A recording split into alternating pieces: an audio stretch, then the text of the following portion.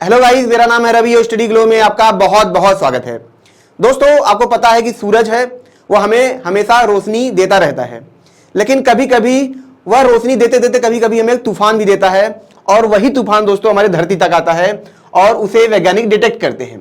दोस्तों, 2 जुलाई को सूरज के द्वारा, ठीक है, जो सबसे बड़ा जो तूफान था, ठीक है, जिसको एक्स सोलर फ्लेयर कहा जा रहा है, वो धरती तक आया। और धरती तक आने के बाद उस तूफान ने क्या किया, जो हमारा अमेरिका है और जो हमारा पैसिफिक ओशियन है उसमें उसने बहुत सारी तबाही मचाई। तबाही क्या मचाई? जो रेडियो सिग्नल थे, जो रेडियो कम्युनिकेशन थे, ठीक है, उसको इसने पूरी तरीके से डिसरप्ट कर दिया, पूरी तरीके से तहस नहस कर दिया। और उसके बाद दोस्तों वैज्ञानिक जो थे इस पे लगातार ध्यान देने लगे, तब जाके उनको पता चला कि ये जो फ्लेयर था ये काफी दिन से बन रहा था। सबसे पहले दोस्तों फ्लेयर क्या होता है उसको समझते हैं, फिर इस कहानी को हम समझेंगे कि आखिर ये बना कैसे और कैसे ये शुरू हुआ। ठीक है दोस्तों, जैसे ये सन होता है, आपको पता है सन के ऊपर क्या होता है दोस्तों, यहाँ पे, ठीक है, प्लाज्मा होता है। आपको पता है प्लाज्मा कैसे होता है? क्योंकि जो सन होता है उसके ऊपर हाइड्रोजन होता है, और जब हाइड्रोजन मिलते हैं तो क्या बनाते हैं? हीलियम बनाते हैं। ठीक है, और कभी कभी इसके कोर में क्या होता है दोस्तों, जो हाइड्रोजन होता है ना, गर्म हो जाता है कि वो टूट जाता है और वो अपने इलेक्ट्रॉन को खो देता है। ठीक है, तो इलेक्ट्रॉन यहाँ होता है और H+। तो जो आयंस होते हैं, ठीक है, जैसे जो आयन होंगे किसी एटम पे, ठीक है, और जब उनको आप मिला देंगे, 2-4 एटम और मिला दिया आपने, तो क्या होते हैं? प्लाज्मा हो जाते हैं। ठीक है, क्योंकि उन मैटर के ऊपर क्या होता है? पूरी तरीके से चार्ज होते हैं, पूरी तरीके से आयन होते हैं। तो यहां भी सेम वही कॉन्सेप्ट था यहाँ पे दोस्तों, कि जो सन के ऊपर जो टेम्परेचर इतना ज्यादा होता है कि यहाँ पे जो एटम होते हैं पूरी तरीके से प्लाज्मा में बदल जाते हैं। और कभी कभी दोस्तों जैसे समुद्र में तूफान आता है, उफान आता है, वैसे वैसे कभी कभी क्या होता है दोस्तों कि यहाँ पे भी क्या होता है? उफान आता है, तूफान आता है। और जब वो तूफान आता है, जैसे ये जो फ्लेयर होंगे, ठीक है, जैसे मैं आपको दिखाऊं यहाँ पे, ठीक है, तो जो ये ऊपर होते हैं ये कभी कभी क्या होते हैं? बहुत दूर तक जाते हैं उछड़ के। ठीक है, कभी कभी बहुत दूर तक झटके से जाते हैं, विस्फोट होता है। और यही जो फ्लेयर होते हैं, ठीक है, यही जो पार्टिकल होते हैं हमारी कहां तक आते हैं? जैसे धरती है तो धरती तक आते हैं। और जब ये हमारी धरती तक आते हैं तो क्या होता है? हमारा जो इन्वायरमेंट है, हमारा जो कम्युनिकेशन सिस्टम है, उसको इफेक्ट करते हैं। अब हम जानेंगे आखिर उसको इफेक्ट कैसे करते हैं। ठीक है, लेकिन अब उससे पहले दोस्तों हम इसकी बात कर ले, आखिर ये बना कैसे।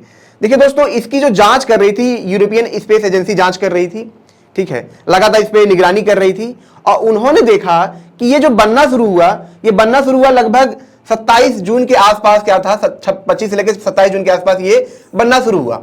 तो जब ये बन रहा था, ठीक है, तब ये क्या था? डार्क पैच में था। ठीक है, जैसे एकदम जैसे काला धब्बा यहाँ पे देख रहे थे, ये ऐसे डार्क पैचेस थे वहां पे। ठीक है, तो उनको दिखा, लेकिन जब उन्होंने 1 दिन 2 दिन बाद देखा, ठीक है, जब उन्होंने लगभग 1 दिन बाद देखा, 48 घंटे बाद देखा, 29 जून के आसपास, तब उन्होंने देखा कि ये जो डार्क पैचेस हैं ये बहुत बड़े हो चुके हैं।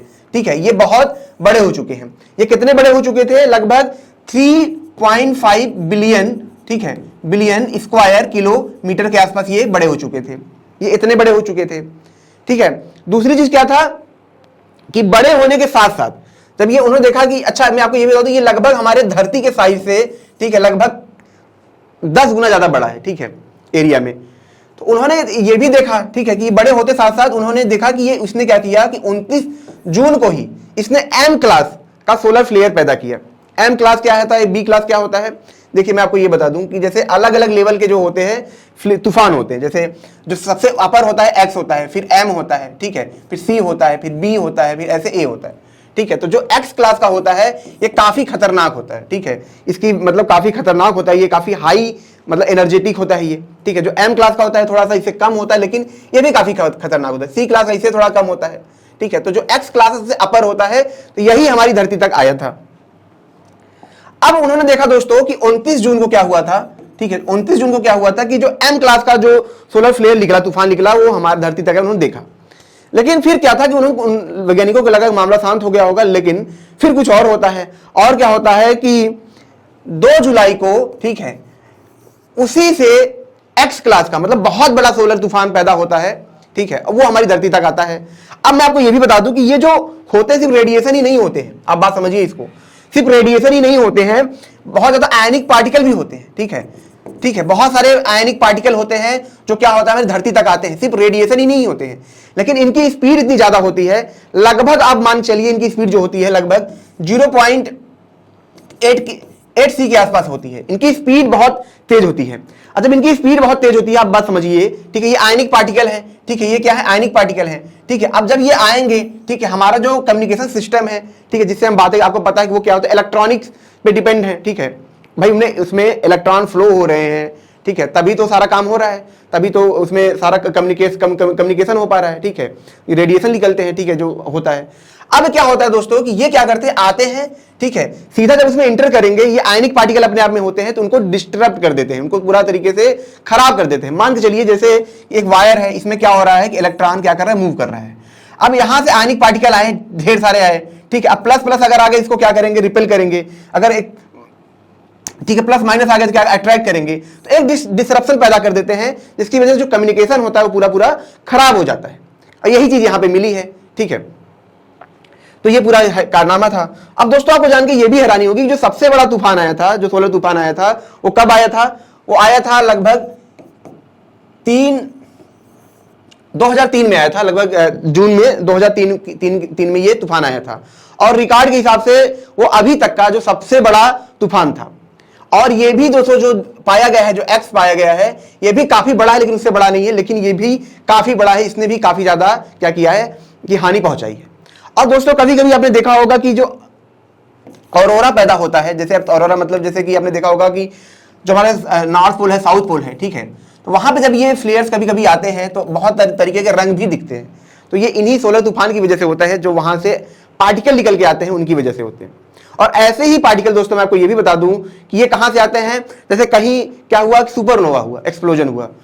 सुपरनोवा मतलब कहीं तारा था, वो ब्लैक होल में बदलने वाला है, विस्फोट कर गया, तो वहां से भी जो निकल के आते हैं, ठीक है, रेडिएशन निकल के आते, सब आते हैं, तो वो भी क्या करते हैं, हमारे इन्वायरमेंट को इफेक्ट करते हैं। लेकिन वो बहुत दूर से आते हैं तो बहुत ज्यादा इफेक्ट नहीं कर पाते, लेकिन सन हमारे बहुत पास है, इसी वजह से जब यहां से जो फ्लेयर्स निकल के आते हैं तो काफी ज्यादा इफेक्ट हमें करते हैं।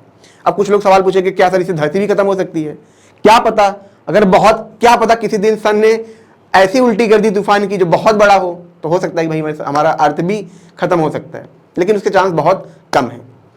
तो दोस्तों अगर आपको अपनी जिंदगी में तूफान से बचना है, ठीक है, तो हमारा फ्लो का कोर्स जरूर अवेल करें। यहां पे आप देखेंगे दोस्तों consciousness hackable, practice of flow, ठीक है, सिल्वा मेथड, अल्ट्रा लर्निंग, ये सभी जो प्रोसेस है दोस्तों ये अल्टीमेट है। इसी को सीखने के लिए लोग दोस्तों बाहर जाते हैं, लाखों रुपए खर्च करते हैं, करोड़ों खर्च करते हैं, लेकिन यह आपको मात्र 299 में यहां पे मिल रहा है, ठीक है। और दोस्तों जो रिजल्ट हमें दिखा, इसमें सबसे बड़ी बात यह है कि लोग सच में इंप्रूव हो पा रहे हैं, तो ये सबसे बड़ी बात है। तो मिलते हैं नेक्स्ट लेक्चर में। Thank you so much.